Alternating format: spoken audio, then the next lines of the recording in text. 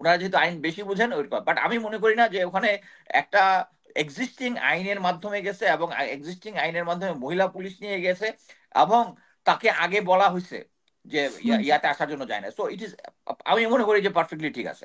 হুম আমি মনে করি যে তার যে অ্যাবিলিটিটা যেটা আছে, উনি বর্তমানে বাংলাদেশের সবচেয়ে বড় রাজনৈতিক দলটাকে নেতৃত্ব দিচ্ছেন এবং তার বাংলাদেশের প্রতি কমিটমেন্ট এবং অনেক কিছু করার সুযোগ আছে। আলোক বিষয় যে আজকে যদি বিএনপি বলে যে আমরা একটা জনসমাবেশ করব, মানে যেটা ফখরুল ইসলাম আলমগীর বারবার বলে যে আহ, তারা যখন মাঠে নামবে নির্বাচনের জন্য, নির্বাচন চেয়ে যদি এখন বিএনপি মাঠে নামে, এটা তাদের একটা রাজনৈতিক ভুল ডিসিশন হবে। তাদের যে মিউচুয়াল বস যারা আছে তাদের মাধ্যমে আমরা সবাই জানি। আমি নিজে কয়েকবার বলেছি, অ্যানালিসিসে বলেছি যে আহ, আহ, আসিফ নজরুল উনি, উনার সাথে ইন্ডিয়ার কানেকশন আছে সিম্পলি। সো মেঘনা আলম এবং এছাড়া এই ধরনের যারা সাংস্কৃতিক কর্মী যারা আছে, আপনি যদি লেফটেন্যান্ট আবুরুস স্যারের যদি ইনসাইড র, এটা একটা ইনসাইড র একটা ট্রান্সলেশন এবং বাংলাদেশের র বইটা যদি পড়েন, এখানে বাংলাদেশের আমার এখনো মনে আছে মেজর জেনারেল মতিন স্যার যিনি ছিলেন, উপদেষ্টাও ছিলেন উনি, উনি স্পষ্টভাবে বলেছেন যে বাংলাদেশের সাংস্কৃতিক অঙ্গনটাকে সফট টার্গেট, এবং এইটার মধ্যে আমরা এইটার মধ্যে একদম এই ছায়ানট উদিচি এদের উপরে যেভাবে আহ, ভারতীয় কন্ট্রোল যেটা আছে, এদের লোকজনকে কিছুদিন পরে পরে ভারতে নিয়ে যায়, নিয়ে যাওয়া, এদের একটা বিভিন্ন ধরনের একটা পুরস্কার টুস্কার দেয়, তারপরে আবার দেশে ফেরত হাসে এবং ভারতীয় খরচে যায়। এই যে দেখেন 2000 রয়ের যে বাজেট, এটা আমরা কোথাও আপনি পাবেন না। আমি একটা ইয়াতে আমেরিকান একটা অর্গানাইজেশনের একটা থিঙ্ক ট্যাঙ্কের একটা ইয়াতে পেয়েছিলাম 2007 সালে তাদের বাজেট ছিল $145 মিলিয়ন। আমি এই ভারত তো আমি মনে করি যে তারা মানে তাদের ফরেন ইয়াকে এত বেশি দেয়, 145 মিলিয়ন যদি 2007-এ হয়, এখন এটা নিশ্চয়ই কলে বলে অনেক বৃদ্ধি পেয়েছে। এই খরচটাকে কিভাবে করে? এই খরচটা করে হচ্ছে এই যে আমাদের সাংস্কৃতিক লোকজনকে বিভিন্নভাবে বিভিন্ন নিয়ে ফ্যাসিলিটি যায়। পুরস্কার দিয়ে যাবে, এবং মেঘনা Alam is a part of it. এবং এই হুম কারণেই উনি কোনো জায়গা থেকে পেয়েছেন। বাট আমি মনে করি না যে, আর আইন এমন একটা জিনিস, আমি মানে আমার কাছে জিনিসটা সোজা। আমরা যেহেতু মিলিটারি ল যেটুকু পড়েছি, আমার কাছে এটা কঠিন কোনো কিছু মনে হয় না। কিন্তু আমার এখনো স্পষ্ট মনে আছে একবার আহ, দুইজন একজন হচ্ছে নাজমুল হুদা, আর একজন আহ, লম্বা করে ওনার নামটা ভুলে গেলাম, দুইজন আইনজ্ঞ বসে আছেন, আহ, বসে এক আইনের 180 ডিগ্রি ব্যাখ্যা দিচ্ছেন টিভির মধ্যে। সো আইনটা আমি জানি না তারা এরকম দিতে পারেন কিনা। একজন ছিল নাজমুল হুদা, আরেকজন নামটা ভুলে গেলাম, অনেক লম্বা লম্বা করে একজন, আহ, নামটা ভুলে গেলাম। আচ্ছা, এনিওয়ে, মানে মোট কথা হচ্ছে, সো আসিফ দুইজন নজরুল, সিনিয়র, হ্যাঁ। হ্যাঁ, হুম আসিফ নজরুল যে ব্যাখ্যাটা দিয়েছেন হুম ওই আইনের যে গ্যাপ গুপ আছে, ওনারা যেহেতু আইন বেশি বুঝেন ওই, বাট আমি মনে করি না যে ওখানে একটা এক্সিস্টিং আইনের মাধ্যমে গেছে এবং এক্সিস্টিং আইনের মাধ্যমে মহিলা পুলিশ নিয়ে গেছে এবং তাকে আগে বলা হয়েছে যে হুম ইয়াতে আসার জন্য যায় না। সো ইট ইজ, আমি মনে করি যে পারফেক্টলি ঠিক আছে।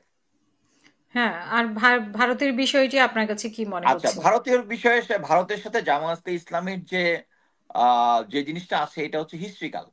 এটা হুম 71 থেকেই ভারত যেহেতু পাকিস্তান বাহিনীর সাথে লয়াল ছিল, সো এরা তাদের হচ্ছে পুরানো সূত্র। এবং আমি যেটা মনে করি যে আহ, আওয়ামী লীগ সরকার যে জামাতে ইসলামীর যাদেরকে ফাঁসি দিয়েছে, এটার মধ্যে একটা ভারতের ভূমিকা ছিল, ভারতের ইনভেস্টমেন্ট ছিল এই দলটাকে ইয়া করার জন্য, মানে নিশ্চিহ্ন করার জন্য। সো জামাত ইসলামীরও এটা ভালোভাবে অ্যাওয়্যার।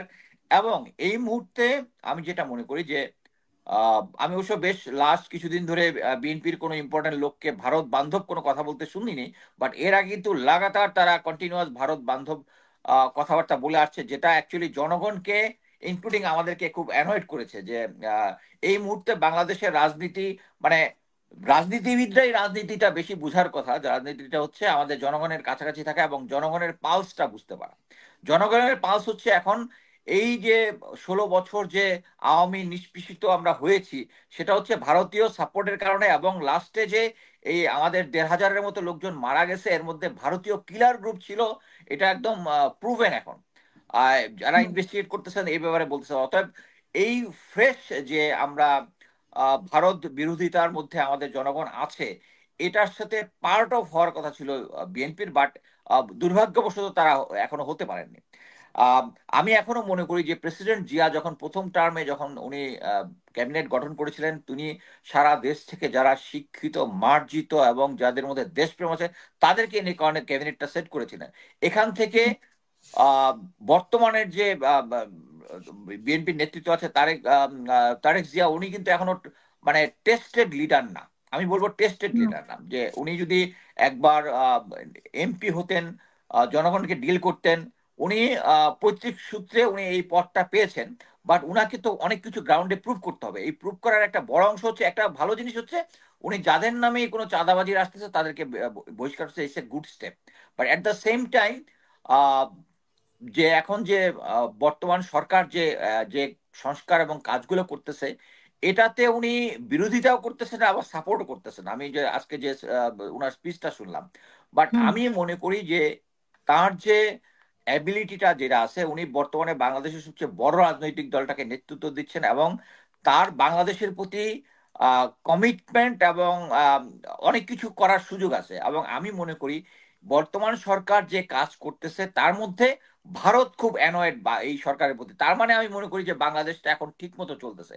সো এই সিচুয়েশনে আমি মনে করি যে ডক্টর পিনাকি ভট্টাচার্য কয়েকদিন আগে যে আইডিয়াটা দিয়েছেন বেশ যে হুম একটা জাতীয় সরকার গঠন করে বিএনপির ঊর্ধ্বতন নেতৃবৃন্দ এই দলের ভিতরে এই সরকারের ভিতরে ইন হতে পারেন, এতে যেটা হবে আমি মনে করি এটা বিএনপির জন্য ভালো হবে। এবং আমি যে এখন বলতেছি যে তারেক জিয়া টেস্টেড লিডার না, উনি কিন্তু এই টেস্ট তখন দেশ এসে তার অবদানটা জাতির কাছে বুঝাইতে পারতেন, যে উনাকে যদি কোনো একটা দায়িত্ব দেওয়া হইতো, দায়িত্বটা উনি কিভাবে পালন করতেছেন। হ্যাঁ, আমি জানি যে উনি গ্রাসরুট লেভেলে কর্মীদের সাথে কথা বলেন, বাট কথা হচ্ছে উনার হচ্ছে হায়েস্ট নেতৃত্ব, হায়েস্ট নেতৃত্বের কাজটা আরো ডাইভার্সিফাইড। সো এটা প্রুভ করার জন্য উনি যদি বা ইয়াকে আহ, বর্তমান সরকারের পার্ট হন, এটা বিএনপির জন্য ভালো হবে, এবং তাদের একটা ট্রেনিং এর মধ্যে দিয়ে তারা যাবেন। এবং আমি আরেকটা যেটা মনে করি, আমার বন্ধু বান্ধব আছে বিএনপি, আত্মীয় স্বজন ইয়ে আছে, বাট আমার কাছে যেটা মনে হয়েছে যে বিএনপির অ্যাকচুয়ালি 60% উপরের নেতৃত্বই এখনই এখনই ইলেকশনটা চাচ্ছে না। তারাও চাচ্ছে দেশটা একটা স্টেবিলিটি হওয়ার জন্য। এটা আমার নিজের বক্তব্য। ফিজিক্যালি বিএনপির কিছু লিডারশিপের সাথে কথা বলে এবং তারা ইন্টারনালি যে সমস্ত কথাবার্তা বলে এই নিয়ে। সো আমি মনে করি যে তারেক জিয়ার এখন উচিত এই জিনিসগুলো আমলে নেওয়া এবং জনগণের পালসটা বুঝতে পারা। এই যে কয়েকদিন আগে আমরা দেখলাম যে বিএনপি একটা বিশাল সমাবেশ করেছে, এতে অনেক লোকজন হয়েছে, বিভিন্ন ডিস্ট্রিক্ট থেকে এসে। বাট এটা বুঝতে হবে যে ওখানে লোকজন আসার কারণ নট অনলি বিএনপি, তারা হুম বলেছে গাজার সাথে সলিডারিটি করছে পৃথিবী, বিশ্ব, পুরা বাংলাদেশি মুসলিম জনগণ এখন গাজার সাথে সলিডারিটি, এই জন্য ওখানে লোক বেশি হয়েছে। আজকে যদি বিএনপি বলে যে আমরা একটা জনসমাবেশ করব, মানে যেটা ফখরুল ইসলাম আলমগীর বারবার বলে যে আহ, তারা যখন মাঠে নামবে নির্বাচনের জন্য, নির্বাচন চেয়ে যদি এখন বিএনপি মাঠে নামে, এটা তাদের একটা রাজনৈতিক ভুল ডিসিশন হবে। এবং আমি বলতে পারি যে ওই দিন যে মাঠে যে সমস্ত লোকজন হয়েছে তার 1/10 ওখানে আসবে না। সো রাজনীতি সবসময় হচ্ছে জনগণের রাজনীতি। জনগণ কি জিনিসটা চাচ্ছে, আমি মনে করি যে 16 বছর তারা নিষ্পেষিত হয়েছে, বিএনপি থেকে শুরু করে জামাত শুরু করে সবাই নিষ্পেষিত হয়েছে। এইটুক হওয়ার পরেও আর কয়েকটা দিন আমার মনে হয় তাদের ধৈর্য ধারণ করা উচিত। এতে দে উইল টেক, মানে জনগণকে অনবোর্ড হিসেবে নিবে।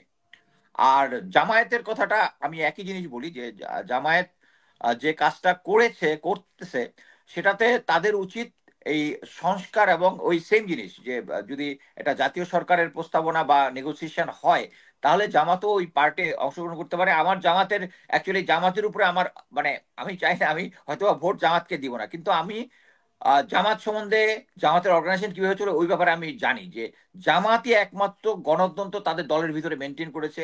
জামাতের দুইজন এখন পর্যন্ত মিনিস্টার ছিল, তাদের এগেনস্টে কোনো কি বলে দুর্নীতির কোনো অভিযোগ নাই।